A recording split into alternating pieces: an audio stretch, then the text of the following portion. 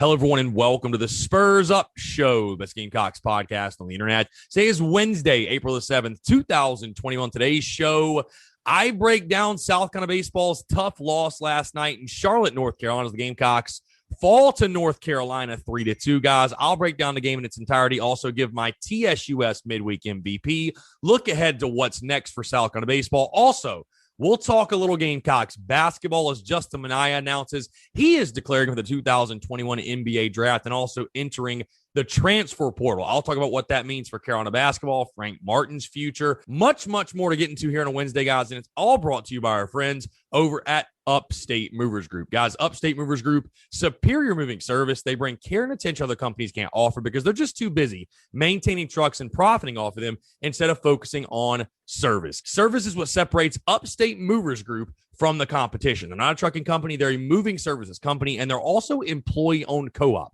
Their movers are paid twice the industry average, and everyone on the crew is invested in your success. They have dedicated professional crew members, and they also offer black glove service. They offer end-to-end packing services, custom crating and packaging for special items, and cleaning services as well. They're founded by Greenville natives and University of South Carolina alumni, guys, so a Gamecock-owned small business. They also offer 20 years of project management moving experience, and they can offer logistics and solutions that traditional moving companies simply do not have the skills for. Guys, whether in the upstate or across the state of South Carolina, if you have any moving needs in 2021, be sure to check out our friends over at Upstate Movers Group. You can find them on social media at Upstate Movers Group. Of course, if you have any other questions, go to their website, upstatemoversgroup.com. That's upstatemoversgroup.com. Be sure to check them out and tell them Chris from the Spurs Up Show sent you. Let's get it.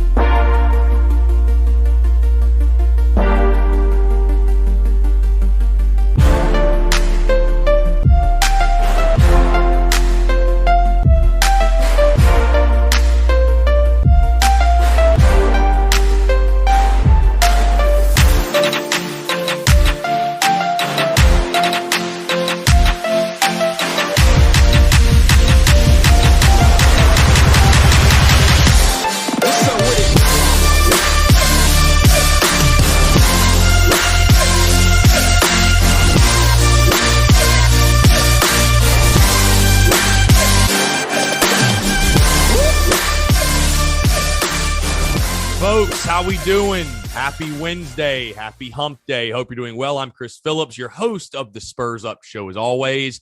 A little disclaimer before we get going here on a Wednesday, guys.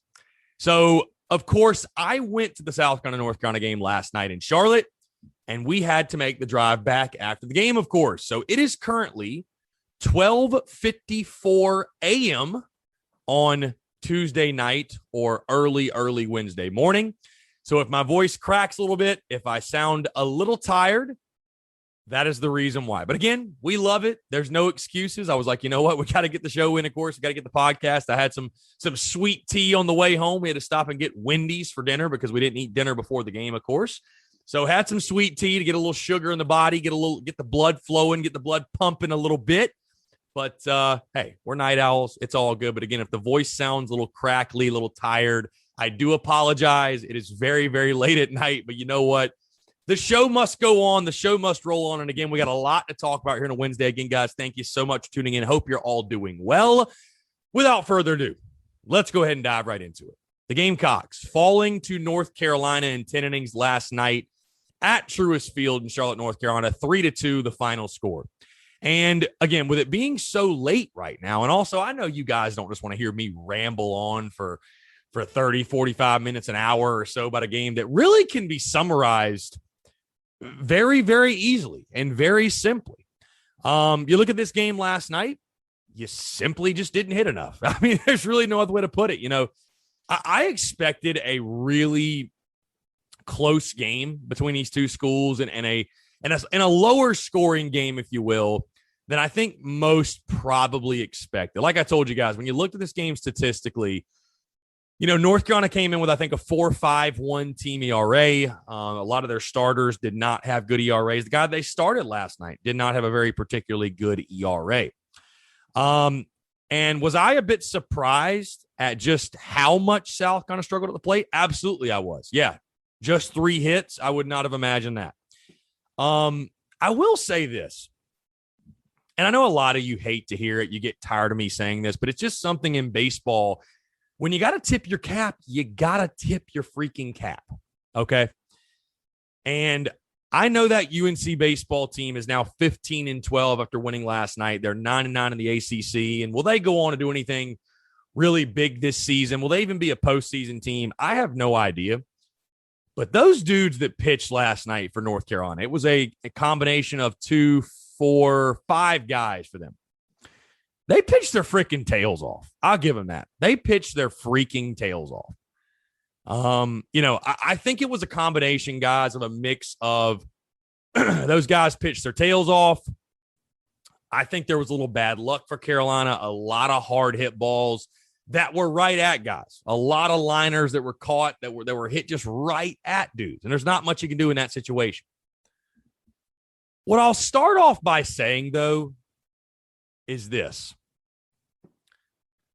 Was it a big game from the fan standpoint in regards to being a rivalry in South Carolina, North Carolina, and all that stuff? Absolutely 110%. It's a game you want to win. There's no question of that. You want to win every single time you take the field. But I'm going to stop saying this at some point because it's getting really exhausting, guys, after every single loss. Having to remind people, hey, guys, it's baseball. You're not going to win every single game you play. What you saw last night is really what I expected to happen in the sense of a really, really hard-fought game between two quality ball clubs. I know North Carolina doesn't have a great record, and I'm not sitting here trying to tell you guys that they're a great team and sell that to you after I told you yesterday and the day before that they weren't all that great. Bottom line. But when you get a pair of teams together like South Carolina and North Carolina, and it's a rivalry game, and you're playing in a neutral site, and especially in a ballpark like Charlotte, and the guys are fired up, everybody's motivated, I expected both teams to put their best foot forward. And I'm just going to tell you right now, I don't give a damn what the record says. You don't go pitch at the University of North Carolina if you're a scrub. So they've got dudes who are capable, no question. But this whole attitude of just, I understand being disappointed, even being frustrated with a loss, but acting like it's so detrimental to the season. Guys, hate to tell you this game last night carries the same weight that a Davidson does, that a Winthrop does. It's just a midweek. As long as you go out this weekend and you don't let it linger and you take care of your business in SEC play, that's really all that matters.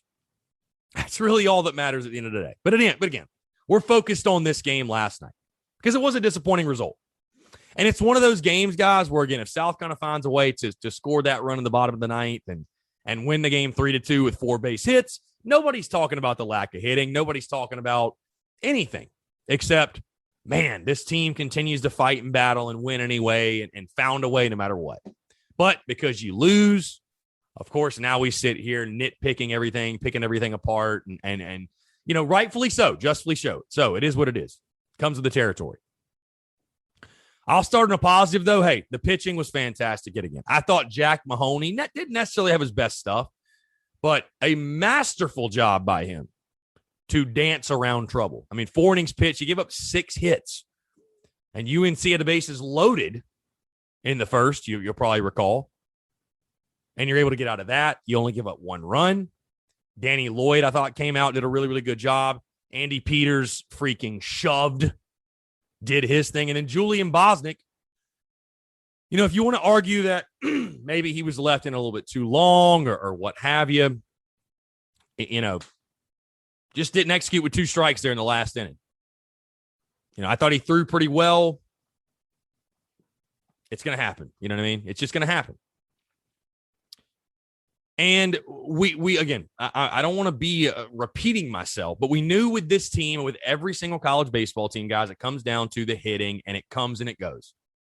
And you got to hope that your bats stay hot more often than not. But there's going to be some nights where they're not, where for whatever reason, it's not your night. You don't swing it that great. Again, I thought the approaches, I thought South kind of went back to, for whatever reason, an all or nothing approach. I saw a lot of just really long, big swings and guys trying to be the hero, if you will. And I know we all love hitting home runs and playing hero ball and all that good stuff. That's great. That's great. That's fine. That's dandy, whatever. But there are certain situations where you got to shorten up and you got to, hit with 2 strikes and you got to put the ball in play and you got to find a gap. But when I think back on the game now that I'm back in Columbia and I've had a chance to think on the game too, I mean, there were a lot of balls that South kind of squared up that were right at guys too. So I think at the plate, it just wasn't your night, bottom line. And I think this team will get back in the cage. I think they'll learn from it. Again, it's one game. You're going to have nights like you had last night. You just are. You just are. It's going to happen. And I know a lot of you are waking up here on a Wednesday saying, oh, Charlotte, the house of horrors, doom and gloom. We should never play there again. And I mean, whatever, man. I went to the game. I had a blast. By the way, shout out to everybody that I ran into at the game last night. It never gets old meeting people that show love and support of the show. And it's truly a blessing and it's flattering to me. And it's, excuse me. It's a blessing, man. It's a blessing. There's no other way to put it. It's just a flat out blessing. So thank you guys that take any time out of your day, out of your experience of the games to show love and say what's up and show support. Man, it truly means the world to me. I mean, it makes what I do, it makes worth it sitting here at 1:02 a.m. recording a podcast. That's why we do it, man. That's why we do it. So thank you guys so much. I truly appreciate it. But no, so it was great to interact with the Gamecock fans there and got to meet a lot of cool people and talk with you guys. And of course, a beautiful night for baseball and a great backdrop and a great setting. I hope they keep playing in Charlotte. It's a great venue, man. It's a great venue. Say whatever you want. It's an awesome place to catch a baseball game. But I'll say this about this team, guys. And here's the thing. Because certainly is the one or the great, somebody asked me over the weekend or after the weekend, what are you most concerned with about this team? And I said that I feel like this is a complete ball club. And I do still feel that way. But certainly if there's one concern we have, let's say getting to postseason play. It's like, what's your biggest concern? That the hitting's just going to be there. It's there. I know it's in there. But you just hope and pray you don't go cold. But I'll tell you guys this. And again, that's a problem that most college baseball teams have or face or whatever. It's just getting consistency out of your lineup time and time and time again. But I'd much rather have that as a problem than the pitching, because the pitching's there. Again, the combination of Mahoney, Lloyd, Peters, and Bosnick, those guys did their thing. They gave you a chance to win the ball game. That's all you can ask for. But the pitching's there with this team, guys. That's why, you lose to UNC, and you're not seeing me freak out and overreact. And, I mean, it's one game, but this team is good, guys. It has the pitching to beat anybody. We've seen the talent in the lineup. We know it's there. Hell, let me take you back to the weekend. 7 of 9 guys in your lineup homered. There's talent in the lineup. There's legit, real talent there. Okay? So we know it's there. Even when they struggle, we know it's there. If you've got a group of pitchers that just don't have good stuff, then you just don't have good stuff. I mean, there's nothing you can do there, right? So my point I'm trying to make is, if we were going to have a problem or a shortcoming or just an issue, if you will, I'd much rather it be on the hitting side than the pitching side. But again, it's simple what happened last night. Wasn't your night at the plate. You struck out 8 times, which isn't really an astronomical number. I mean, like I said, guys, I just think there were a lot of situations where, you weren't able to find a hole. You hit it right at somebody and just really wasn't your night at the plate, man. And, I will say this, to be honest with you guys, that if I did have one concern with this lineup, we love hitting at Founders Park so much. We do. We love hitting at these hitter-friendly parks so much. I mean, there's no secret that I don't think our approach is do or die, quote unquote, by the home run. But sometimes it can feel that way, especially in a big ballpark like you played in last night. So, I want to continue to see the approaches evolve. And again, those guys are going to get back in the cage today and the rest of the week, and they're going to look at the film. They're going to evaluate themselves, their swings, whatever. And they're going to take it to Mizzou this weekend. I have no doubt about that. No doubt at all. But, you're not going to win many ball games with 3 hits. You're just not going to do it. It was crazy that South Carolina was tied in that ball game for as long as they were. It's crazy how that game went. UNC scores top of the first. South Carolina answers bottom of the first. UNC scores top of the sixth. Josiah Seitler answers with an absolute bomb, by the way, in the bottom of the sixth. So it was a good, hard-fought college baseball game, and it really was a really high-quality college baseball game. And I saw somebody on social media, and I'm sure he'll want me to say his @ because, God forbid, I don't want him to go on Twitter and cry to his followers that I didn't. At Tyler Lucas, Tyler B. Lucas, or whatever his @ is. And I've interacted with this guy before, and I think he's a cool guy. Probably was just emotional last night. It is what it is, whatever. We all get that way after games. But he wasn't the only one, by the way. So I don't want to just call out Tyler Lucas. But people saying that, like, oh, this is such an embarrassing loss. Like, dude, listen, I know UNC is not all that great this year. And listen, the way they acted after they won, act like they just won a super regional, was laugh out loud funny. I know it's an upset, but, like, really? Either way, whatever. But to call it an embarrassing loss, bro, it's a rivalry game at a neutral site. Like, if you did you not expect it to be a close game in the midweek too? Again, I challenge you, look at teams across the country that played in the midweek last night. Look at the teams that lost. Florida State lost to Jacksonville. Vandy was tied with whoever the hell they were playing to, like, the fifth inning. I mean, it just, my point is, USC Upstate beat Georgia Tech like 8-2. Dude, it's the midweek. It happens. I mean, I know people cannot grasp that concept. That concept, they can't wrap their heads around, hey, it's baseball. It happens. You're just going to lose sometimes. People just cannot fathom that. What do you mean we're just going to lose sometimes? What do you mean? Dude, sometimes it's just not your night. And it wasn't South Carolina's night last night. And the Gamecocks, despite that, I thought battled, showed resiliency. I mean, again, I saw some decent swings just right at guys. A lot of hard hit balls. Hey, I mean, I think too, Brennan Malone gets doubled up. 3-2 count, you send him, line drive to the shortstop, boom, doubled up. It's like every time South Carolina had a chance to start a rally, really, it got killed. Just automatically, boom, gone. I'll say this. The one time where I was really, really disappointed with the approaches, and I don't want to single them out, but, just to be honest, bottom of the ninth, David Mendham doubles, right? Does his thing. Old Davey doubles, up to no good yet again. The approaches that followed from Brennan Malone and Jeff Heinrich. Very anxious, very jumpy. I think both guys swung at the first pitch. In that situation, that moment, you got to realize all the pressures on the pitcher. Make him make a pitch. Make him make a pitch. Don't help him out. But, a good, hard-fought college baseball game and a rivalry game at a neutral site, and you fell short. This team will be fine, guys. This team will be fine. The sky is not falling. This team will be okay. This team will be okay. I promise you. I don't want to keep, after every single loss, keep saying to you guys, hey, remember, it's baseball. Like, at some point, you can't act like the sky is falling after every single loss. And to say, oh, my God, it's such a bad loss. Like, guys, we didn't lose to Davidson. We lost to North Carolina. Like, I'm not trying to crown North Carolina and talk about how great they are. I'm also not being a sunshine pumper. I saw that a little bit on social media. Like, calling me a sunshine pumper? Really? It's a bold take. Hey, you didn't do enough at the plate. Bottom line. That's the reality. On the mound, keep doing your thing. Keep doing a great job.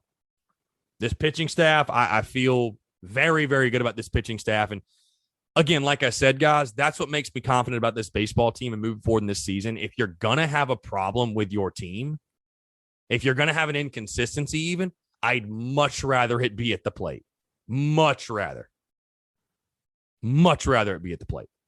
Because, again, the hitting's inconsistent, but it's there. You know what I mean? And it shows up more often than not, I believe. Guys, look at the record right now. We're 19-8. We're 6-3 in the SEC. The hitting shows up more often than not. But there's going to have nights where it doesn't show up. It's just going to happen. There's going to be nights where you don't swing it very well. And you're pitching, all the pressure is going to be on them. You're going to have to win a game 2-1, 2-0, 1-0, whatever. and you fell up short last night. It is what it is. But your pitching is going to consistently be there. And that's going to give you a chance to win every single time you take the field. So, again, in closing, I would just say this to Gamecock fans, man. Again, if you're someone that's waking up this morning that's, oh, the sky is falling, we're terrible, oh, this team just take 5 seconds and stop. Just stop. Just stop. Hey, we overcame a loss to Davidson. We'll overcome a loss to UNC in the midweek, guys. Again, don't make the midweek more than it is. I'm not saying that you should be okay with losing a midweek game. I'm not saying you shouldn't be frustrated and agitated, whatever. But don't make it more than it is, too. Don't say it doesn't matter at all, but don't say it's the most important game we've ever played all season. It's another game. It's another game. And you'll get three more opportunities this weekend. And, hey, if you carry this into the weekend and you lose 2 out of 3, then we can start to worry a little bit. But in the grand scheme of things, guys, it's another midweek game. You go out there and you handle your business this weekend, take 2 out of 3 or sweep. All is forgiven. I hate losing to UNC, too. I hate them. I hate UNC. Can't stand them. But wasn't your night last night. Wasn't your night. And so I think this team, I would just say I think this team at the plate does need to look at the approaches, continue to look at that and evolve, and especially when you get in bigger ballparks, man. You don't want to completely change what you guys are doing because it's working, right? It's been working. It's been crushing an SEC play. But, there's just going to be times where, and I thought the guys were doing a really good job of that coming into this series. That's the weird thing. I was surprised. To see the struggles at the plate. But again, sometimes it's just not your night. There's no other way I can put it. Again, let's move into TSUS Midweek MVP, guys. Let's go ahead and give on a positive note. Talk about somebody that excelled, and I want to mention this guy because, again, he almost made me look like a genius. But that is Josiah Seitler. Outfielder Josiah Seitler went 1 for 3 with a homer and an RBI and a walk. And the reason I say he almost made me look a genius because if you listen to the show yesterday, I said he was going to be my key player of the game. So hit the home run that tied it. Thought he was going to maybe hit a walk-off, but no, really good stuff from Seitler. He continues to swing a hot bat. Like I said, I thought his approach was really, really good. Kind of gave you a normal, typical what you expect out of Josiah Seitler at this point. He just continues to be a weapon for you. And that bomb he hit, the reason I'm giving him the TSUS Midweek MVP, that home run he hit, folks, I don't even know where that would have landed at Founders Park. I mean, honestly, I think that would have cleared the batter's eye. Like, that ball was flat out destroyed. So, again, Josiah Seitler, great job. 1 for 3, a homer, an RBI, and a walk. What's next for the Gamecocks? Obviously, again, like I said, you got the Missouri series, a big series, a home series. You come back to the friendly confines. And an opportunity to, at minimum, take 2 of 3, if not sweep. Mizzou, a team, yes, they took 2 of 3 from Texas A&M last weekend, but a team I think we can all agree is not to the level of the Floridas, the Vandies, the Arkansas, the Mississippi States. I'd say even the Georgias, and certainly not the South Carolinas. So it'll be a test. Anytime you play in the SEC and you take on an SEC team and what have you, it's a test. It's not a walk in the park by any stretch. But I think you got to like where the Gamecocks are at. You got to like the weekend rotation you're going to be going in with. I think this team will bounce back the right way. We've seen them respond from adversity all season long, and I think they'll do that, and they'll be fine. Again, we'll break that series down in its entirety tomorrow and Friday. But like I said, guys, it sucks to lose. It's never fun losing. We hate UNC. There are things that need to be fixed and improved, but it is just one game. And again, it was a 10-inning game. Hard-fought game on both sides, and you just came up short. And again, what's funny about these games is I said it after you beat Clemson the first 2 times this season. I said it after, I think, Texas maybe. But it's funny in games like this because baseball fans are, not just Carolina fans, just baseball fans in general. When you win a game like this, if South Carolina would have won 3-2, if they'd have hit a walk-off, right, a walk-off single, hell, if it had been a walk-off pass ball, and South Carolina would have won 3-2 on with 3 hits, nobody would be talking about the approaches at the plate. Nobody would be talking about, some of the swings we saw. Nobody would. It'd be, You know what the narrative would be? It would be, or the what would be going around, the opinion would be, oh, man, this team, man, just win anyway. They continue to fight. They find a way to win. They're so great. The pitching's magnificent. Awesome. Be focusing on all the positives. But because you lost the game, and again, it's totally fair, but because you lost the game, it's like, oh, man, we stink. We're terrible. We only got 3 hits. The approach sucks. We can't hit. We're home run or bust. All the negatives. And again, I totally understand winning cures everything, but baseball is not a game where you should get too high or too low at any point. You got to stay in the middle, guys. So like I said, as long as this doesn't bleed into the weekend, we're fine. It's one game. It was a hard-fought rivalry game. You hate to lose it, but the sun comes up today. You go out to the ballpark. You get better. You get ready for Friday. You get ready for this weekend. So again, this team will be fine. I think this team will be fine. Back away from the ledge, guys. It's okay.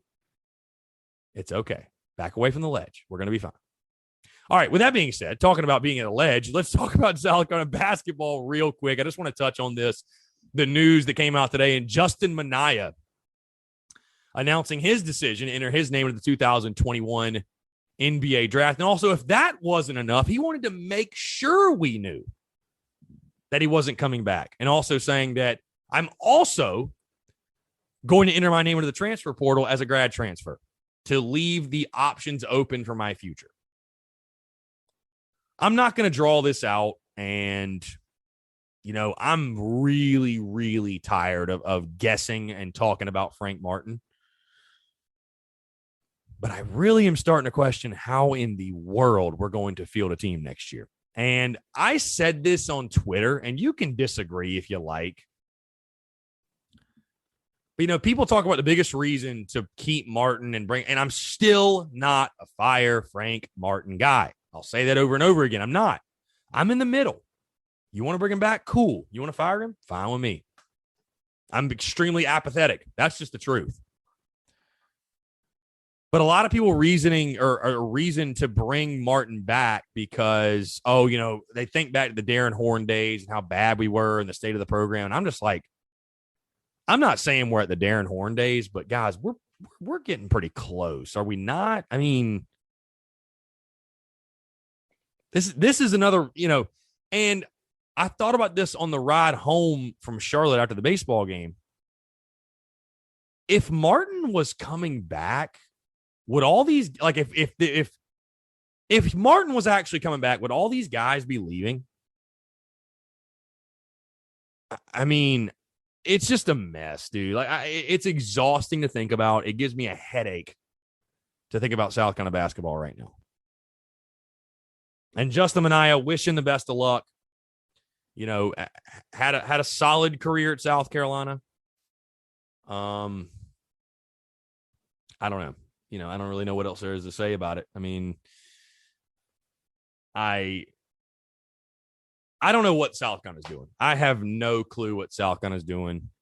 And I also don't know what South Carolina's doing with Darla Moore, by the way, since I'm just kind of rambling and talking about stuff. And I don't really know all the details, but I saw the headline and I read a little bit of the article.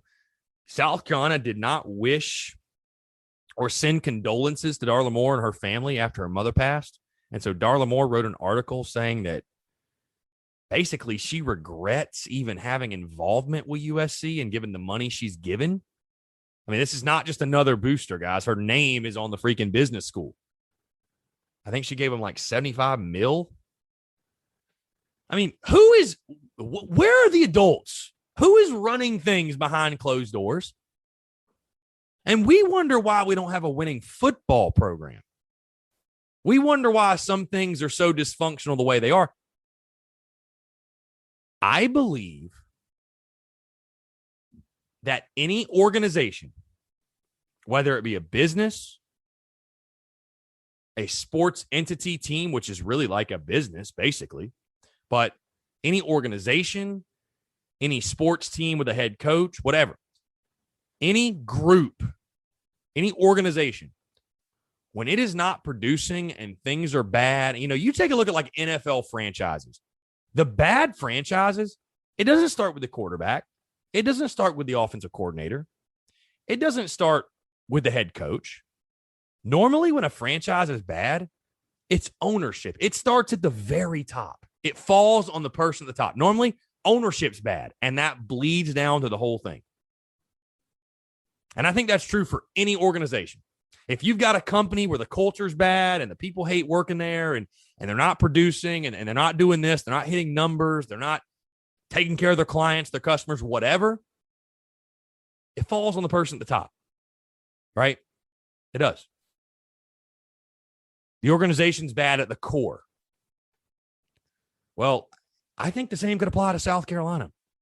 And I don't know names of people to call out. I'm not going to spend hours trying to maybe I'm speaking a little bit above my pay grade. But dude, I mean, who are these people? Who are these dysfunctional people that don't have just common sense? Like, do I think it's what Darla Moore said is a little aggressive for, does the crime fit the punishment from Darla Moore? I don't really necessarily know. I mean, maybe it got lost in the mail. Heck, I don't know. I'm not trying to make excuses. I just don't know.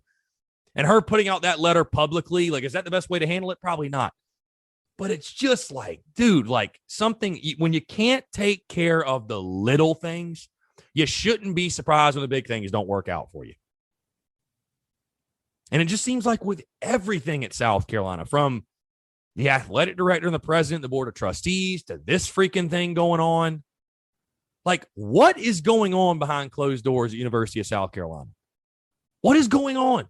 Who's pulling the strings? Are there any adults in the room making decisions? Are there? You know what I've learned from being in golf and meeting people and meeting CEOs and meeting people that I know have a lot of money? Just because you got a lot of money don't mean you're smart. Just because you got a lot of money don't even mean you're good at what you do. And that's obviously the case here. There's a lot of people with a lot of notoriety and got a lot going on. They got money. They feel good. They're in places of power. It sounds like to me they're buffoons, honestly. I mean, it sounds like they're buffoons. I don't know. I could go on a whole rant about this. And I'm not even an alumni. For people that are alumni, it's embarrassing. I had multiple people DM me and text me and say, Chris, this is embarrassing. It's flat out embarrassing to make headline news with your biggest donor. Again, her name is on the business school. I don't have to tell you guys that. You already know. So who are the adults in the room? That's what I ask. Who are the adults? Who's pulling the strings in this circus? Who is it? And I'll leave you on that note.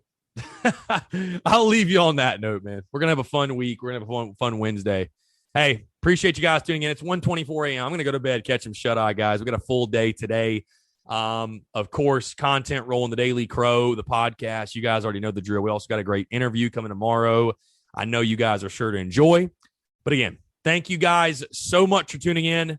Appreciate everything. Again, appreciate the love and support. Everybody that reached out at the game and said what's up and showed the love. It goes beyond words, man. Again, I know it might seem small to you guys, but it means the world to me. It keeps us going. It reminds me and reminds us, how special what I do is and how much it means to people. It's flattering. It truly is, and it's humbling. And I appreciate you guys so much. So thank you again. I'll say it over and over, but I always want to show gratitude and be grateful to you guys because you guys are what make this thing go. Thank you so much for the love, for the support. It truly means the world. Guys, again, have a great rest of your day. Have a great Wednesday. Have a great hump day, and we'll talk to you tomorrow.